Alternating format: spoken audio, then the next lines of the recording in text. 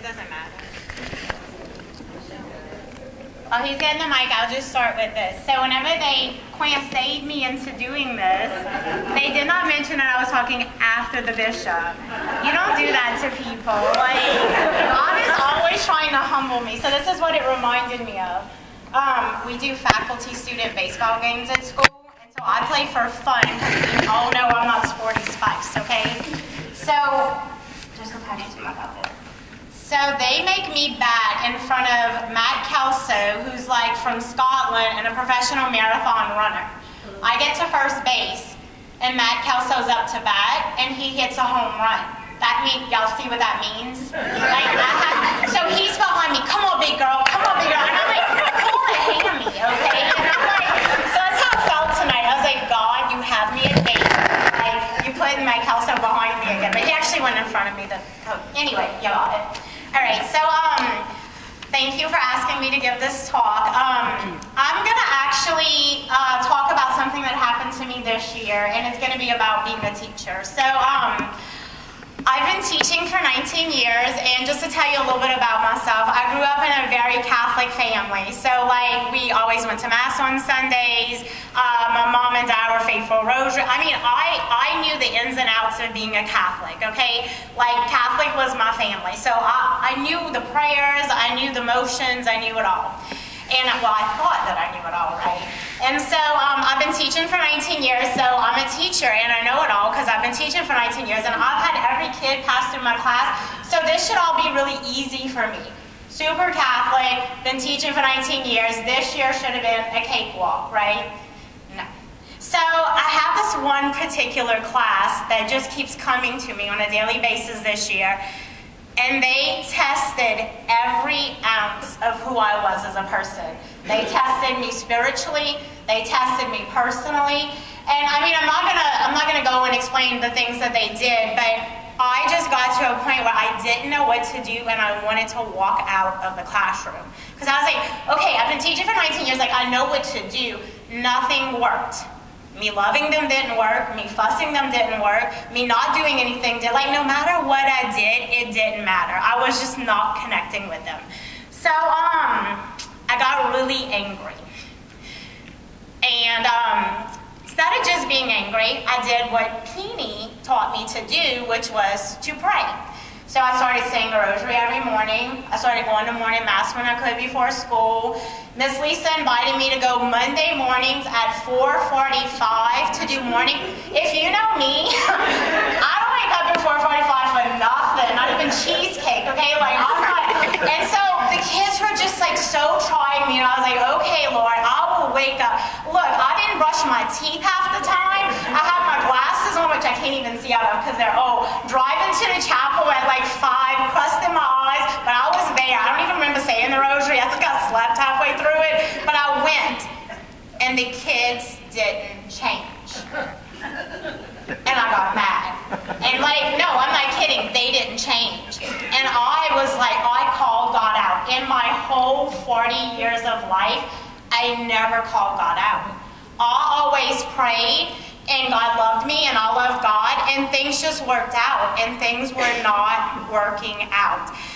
I didn't know what to do with myself because it was the first time that I was mad. And I was like, I have done everything you asked me to do.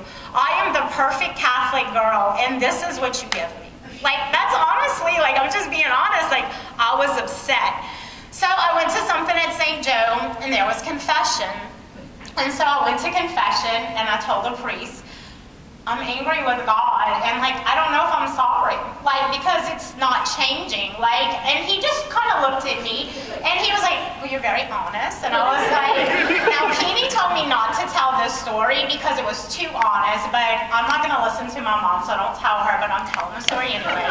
She's like, you can't tell people you were mad at God. I was like, no, I'm doing it, like, tell them, because we've all been in this place. Maybe you weren't as angry as I was, but so the priest said, what's the problem? Like, why do you feel like you're upset with God right now? And so I told him, I said, you know, I just have this class, and they're just doing all these things to me, and they make me feel like a horrible person, and I try to love them, and I try to do all these things, and I said, and I pray the rosary, and I wake up early in the morning, and I go to church, and I do these things. And he looked at me, and he said,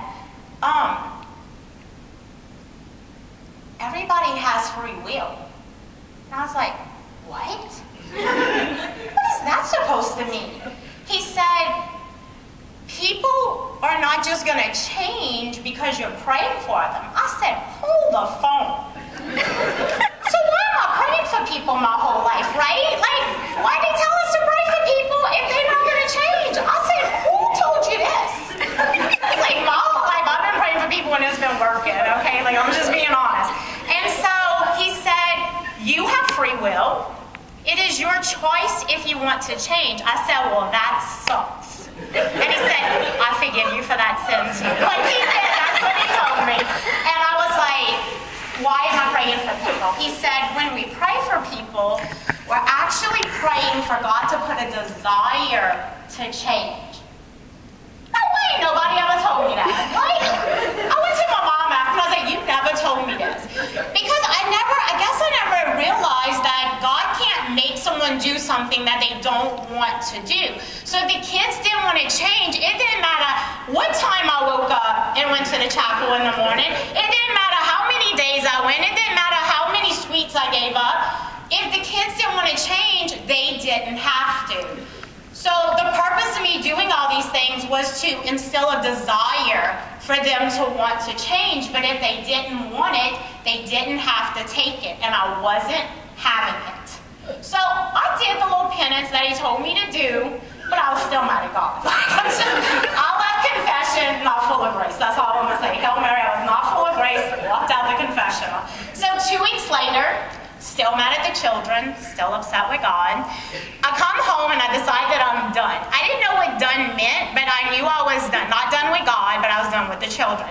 So I didn't know what that meant. Like, I didn't know if I thought I was quitting or if I just wasn't going to talk to them the next. I don't know what I thought, but I was like, I'm done. And I don't know if you do this, but I don't like go to bed right away at night. For some reason, I sit there for 2 hours and do nothing and waste my life away. Like, I'll sit on the sofa and pretend I'm watching TV, but I don't. And I'm just like, why don't I just go to bed? And I'll just sit there. So in the moment of those 2 hours of me just sitting there the night I was done, God talked to me. So kind of this correlates with what Bishop Sam Jacob said. And he was like, hey, big girl, because that's what he calls me. And I was like, what? Because I'm still a little sore. And he said, you ready to talk? And I was like, yes. And he said, you know, the kids have free will, but you have free will too. The kids won't change, but you can. What? I'm doing everything right. I got even more mad. And I was like, why do you want me to change? Like, I'm doing everything that Peony taught me to do to be a good Catholic girl, and you're telling me that I have to change. And he said, yeah. You think way too highly of yourself. And I'm like, what? I'm gonna have to go back to confession right now. Like 2 o'clock in the morning, calling a priest, like, you need to meet me because me and God are having it out again. And I said, what good is that gonna do? He said, because if you're open to my will and you're willing to change, it will change them. He said, but you have to trust me. Because if you're not willing to change, why are they going to be willing to change? And I'm still sitting here thinking, like, why do I have to change? Like, what am I doing wrong? So I questioned him, and he said, tonight when you go to sleep, I'm going to rearrange some things in your mind if you let me. So I had to give him permission, and I did. So I know I sound crazy. I just looked at somebody's face, and they were like, she's just openly talking to God in the house. Like, this woman's with, like, crazy medicine or something. So he just kind of said that while I was sleeping, he was going to move some things around and make me think of things differently. And so I gave him permission to do his will within me in whatever way I needed to change.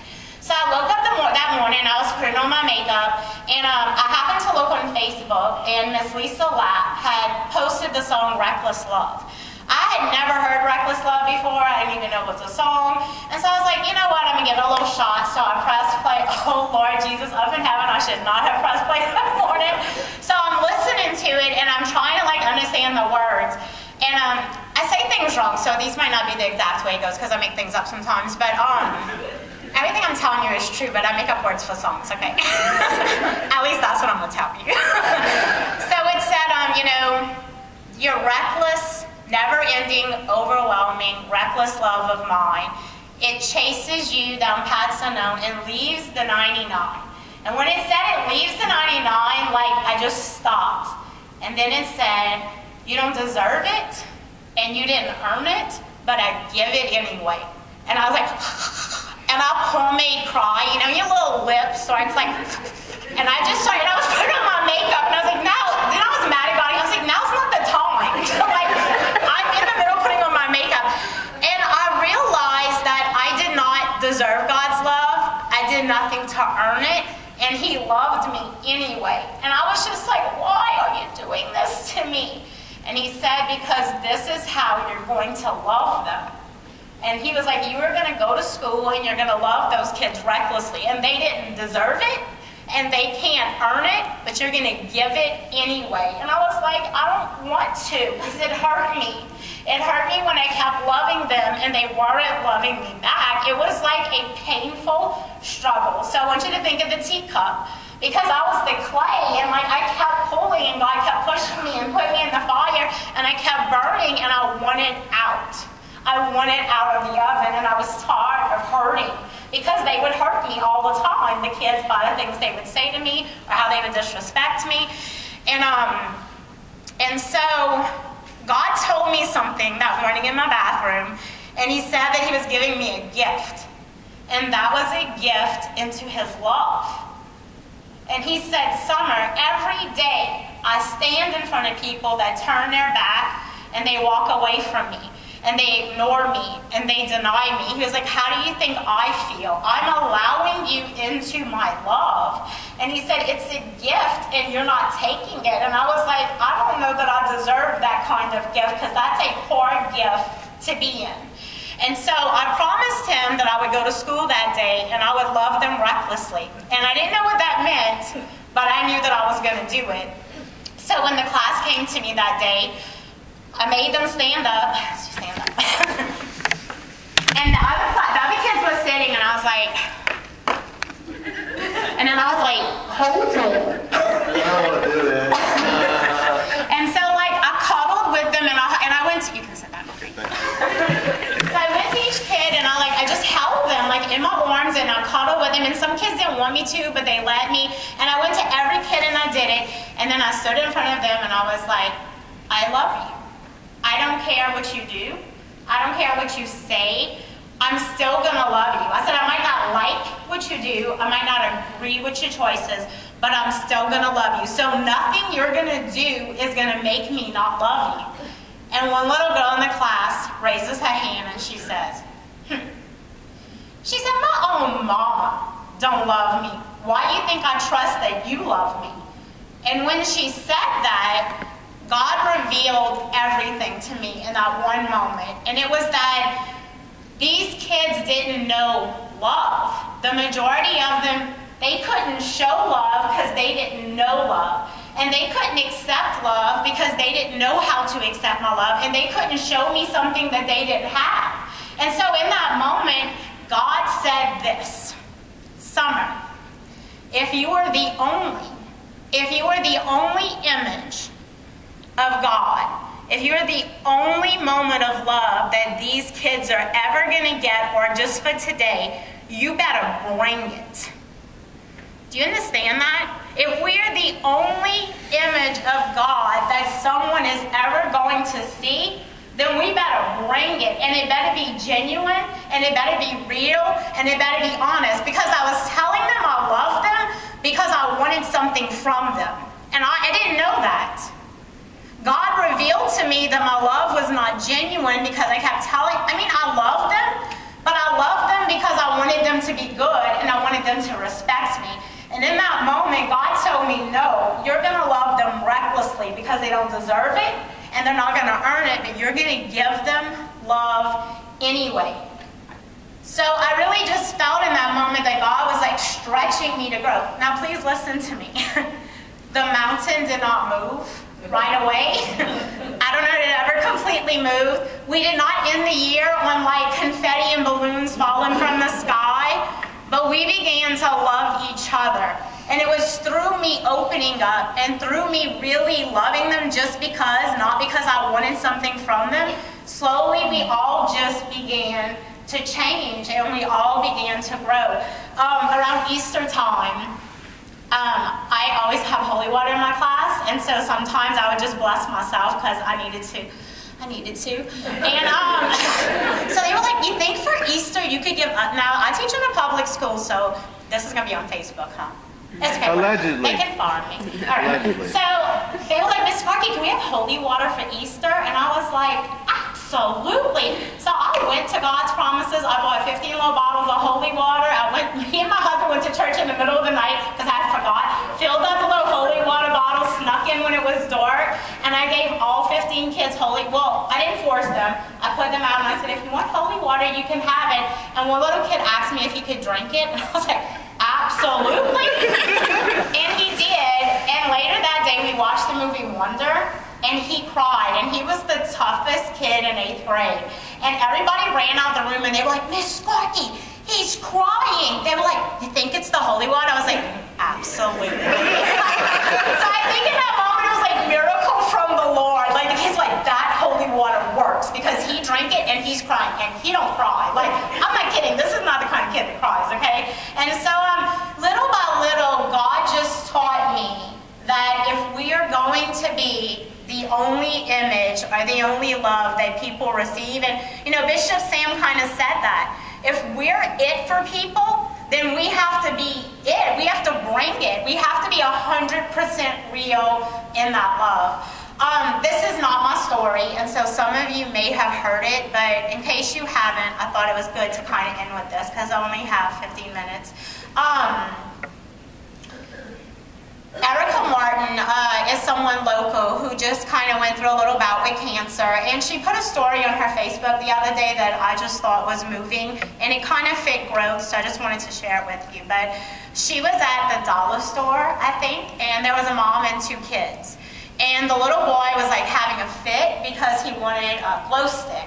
So the mom kind of was tired of hearing the little boy cry, so she opened up the pack of glow sticks and she handed her son a glow stick in the store.